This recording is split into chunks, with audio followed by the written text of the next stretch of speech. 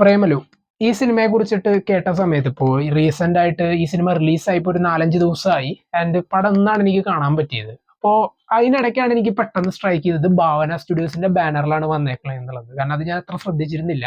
And Bhavana studios അറിയാലോ, അവരുടെ ക്വാളിറ്റിയുടെ കാര്യത്തിൽ യാതൊരു വിധത്തിലുള്ള കോംപ്രമൈസ് ഉണ്ടാവില്ല. പ്രത്യേകിച്ച് അവിടെ നിന്ന് ഇറങ്ങിയിട്ടുള്ള എല്ലാ സിനിമകളിലും ഇപ്പോൾ ഇതിലേക്ക് എത്തുമ്പോൾ പോലും ആ ഒരു ക്വാളിറ്റിയിൽ യാതൊരു വിധത്തിലുള്ള വ്യത്യാസവും വന്നിട്ടില്ല എന്നുള്ളതാണ്. ഒരു ഫൺ എന്റർടൈനർ റൈഡ് തന്നെയാണ് ഗിരീഷ് ഷേഡി ഇപ്രാവശ്യം തന്നിട്ടുള്ളത്. ഈ സിനിമയുടെ സ്റ്റോറി നമ്മൾ പലപ്പോഴായിട്ട് കേട്ടിട്ടുള്ള അതേ സ്റ്റോറി ടൈപ്പ് തന്നെയാണ്. ഇപ്പോൾ ഒരു റൊമാൻസ്, ആ ഒരു വൺ സൈഡ് ലവ് അല്ലെങ്കിൽ സക്സസ് ആവാത്ത ഒരു നായകൻ എന്നുള്ള രീതിയിൽ. ബട്ട് ഈ സിനിമ എവിടെയാണ് വർക്കൗട്ട് ആയെന്ന് വെച്ച് കഴിഞ്ഞാൽ ഇതിലത്തെ പെർഫോമൻസുകളും അല്ലെങ്കിൽ സിറ്റുവേഷണൽ കോമഡീസും കൊണ്ടാണ്.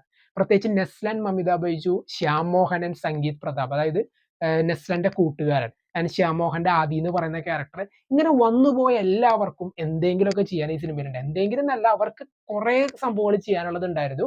ഈവൻ അവരുടെ ആ ഒരു കോൺവെർസേഷൻ ആയാലും അല്ലെങ്കിൽ പെട്ടെന്ന് ഒരാളെ കണ്ടുമുട്ടുക, അയ്യോ എന്നുള്ള രീതിയിലുള്ള അവസ്ഥകളിലൊക്കെ നമുക്ക് തന്നെ കാണുന്ന നമുക്ക് തന്നെ ഓഡിയൻസിന് തന്നെ അവിടെ ഒന്ന് എൻജോയ് ചെയ്തിരുത്താനായിട്ട് അല്ലെങ്കിൽ അവരെ രസിപ്പിച്ചിരുത്താനായിട്ട് ഗിരീഷ് ഷേഡി ശ്രദ്ധിച്ചിട്ടുണ്ട്.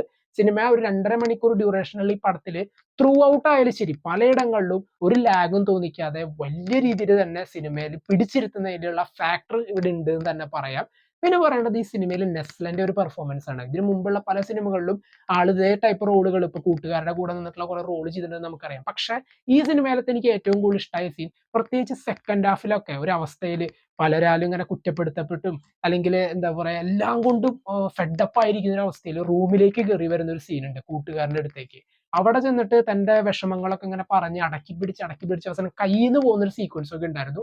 നൈസ് ആയിട്ട് ആൾ ചെയ്തിട്ടുണ്ട്. ആൻഡ് ഈവൻ നമ്മുടെ ചുറ്റും നമ്മുടെ പല ഫ്രണ്ട് സർക്കിളിലൊക്കെ ആൾക്കാരുണ്ട്. കാരണം ഇത് കഴിഞ്ഞതിന് ശേഷം എന്ത് ചെയ്യണം, അല്ലെങ്കിൽ ഇപ്പോൾ UK പോകാനായിട്ട് പ്ലാൻ ചെയ്ത് നിൽക്കുന്നവരുണ്ടാവും, IT ഫീൽഡിൽ വർക്ക് ചെയ്യുന്നവരുണ്ടാവും, അതിനിടയ്ക്ക് അവരുടെ ഒരു കരിയർ ഒരു ഇഷ്യൂ ആയി നിൽക്കുന്ന സമയത്ത് റിലേഷൻഷിപ്പിൽ ഒരു ഇഷ്യൂ ആയി നിൽക്കുന്ന ആൾക്കാരുണ്ടാവും.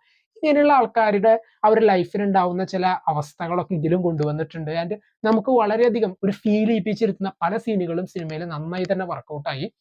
ശ്യാം മോഹന്റെ ആദി എന്ന് പറയുന്ന ക്യാരക്ടർ നൈസായിട്ട് തന്നെ ചെയ്തു. ഒരു ആറ്റിറ്റ്യൂഡ് മച്ചാൻ, ആ ഒരു ക്യാരക്ടറിനോട് നമുക്ക് ഇടയ്ക്ക് ഒരു ദേഷ്യം തോന്നും, അറ്റ് എ ടൈം നമുക്ക് ഇടയ്ക്കൊരു കോമഡി ആയിട്ടും തോന്നും. ആൻഡ് അത് നല്ല രീതിയിൽ തന്നെ ആൾക്ക് ചെയ്യാൻ പറ്റി. ഇനി ഇതുപോലുള്ള ചാൻസുകൾ കിട്ടിയിട്ട് ആൾ പത്രോസിന്റെ പടപ്പുകൾ എന്ന് പറഞ്ഞ സിനിമയിലും ഒരു റോള് ചെയ്തിരുന്നു. ആൻഡ് ഇതിലേക്ക് വന്നപ്പോൾ അതിനേക്കാളും കുറെ കൂടി നൈസായി ഈ ഒരു റോള്. ആൻഡ് അത് കഴിഞ്ഞതിന് ശേഷം ഇപ്പോ നമ്മുടെ സംഗീത് പ്രതാപിന്റെ ക്യാരക്ടർ, ശ്യാമിന്റെ നെസ്ലന്റെ കൂട്ടുകാരനായിട്ടുള്ള ആ ഒരു റോള്, അമൽ ഡേവിസ് എന്ന് പറഞ്ഞൊരു ക്യാരക്ടർ, ആള് നൈസായിട്ട് തന്നെ ചിരിപ്പിച്ചു. പല സീക്വൻസിൽ ഇവരുടെ ആ ഒരു കോംബോ സീനുകളിലൊക്കെ നന്നായി തന്നെ നൈസായി. എനിക്ക് ഈ സിനിമയിൽ ശരിക്കും പറഞ്ഞാൽ ചൂരൽ എന്ന് പറയുന്ന ഒരു ഇൻസ്റ്റാഗ്രാം പേജ് നിങ്ങൾ പലരും കാണുന്നുണ്ടാവും. എൻ്റെ അതിന്റെ ആ ഒരു അതിലത്തെ ആ ഒരാള് ഇതിലൊരു റോള് ചെയ്തിട്ടുണ്ട്. ആ ഒരു റോള് ശരിക്കും ഒന്ന് സൈഡായി പോയി തന്നെ എനിക്ക് തോന്നിയത്. കാരണം ആ റോള് ഒരുപാട് ചാൻസുകൾ ഉണ്ടായിരുന്നു ആൾക്ക് കുറച്ചുകൂടി സ്ക്രീൻ സ്പേസ് കൊടുക്കാനായിട്ട്. കാരണം ആളുടെ കൗണ്ടറുകളും ഒക്കെ നമ്മൾ കാണാറുള്ളതാണ് ആ ഒരു പേജിലൂടെ. ഇങ്ങനെ വന്ന ആളുകൾക്കൊക്കെ എന്തെങ്കിലുമൊക്കെ ചെയ്യാനുണ്ട്. ആൻഡ് ഈവൻ മീനാക്ഷിയുടെ നിഹാരിക എന്ന് പറയുന്ന ഒരു ക്യാരക്ടർ നൈസായിരുന്നു. ഇങ്ങനെ പെർഫോമൻസ് കൊണ്ട് എല്ലാവരും സിറ്റുവേഷണൽ കോമഡീസുകൾ കൊണ്ടൊക്കെ സിനിമയെ നമ്മൾ എന്റർടൈൻ ചെയ്തിരുത്തുന്നുണ്ട്. ആൻഡ് ആ പേസ് നല്ല രീതിയിൽ തന്നെ സിനിമയിൽ ഇങ്ങനെ കൊണ്ടുപോകുന്നുണ്ട്. എന്തായാലും നിങ്ങൾ ഒരു ടിക്കറ്റ് എടുത്തിട്ട് ഒരു എന്റർടൈനർ കാണാനാണ് നിങ്ങൾ പോകുന്നതെങ്കിൽ നിങ്ങളെ ഒരിക്കലും പടം നിരാശപ്പെടുത്തില്ല. Just go for it. ഒരു ഫ്രണ്ട്സിന്റെ കൂടെയൊക്കെയാണ് പോകുന്നതെങ്കിൽ കുറച്ചും കൂടി നല്ല വൈബിൽ കണ്ടിരിക്കാവുന്ന ഒരു സിനിമ തന്നെയായിരുന്നു പ്രേമലു. അപ്പോൾ പ്രേമലു എൻജോയ് ചെയ്യലു. എന്തായിരുന്നു നിങ്ങൾക്ക് പടം കണ്ടതിന് ശേഷമുള്ള അഭിപ്രായം? കമന്റ് ബോക്സിൽ നോട്ട് ചെയ്യുക. And until then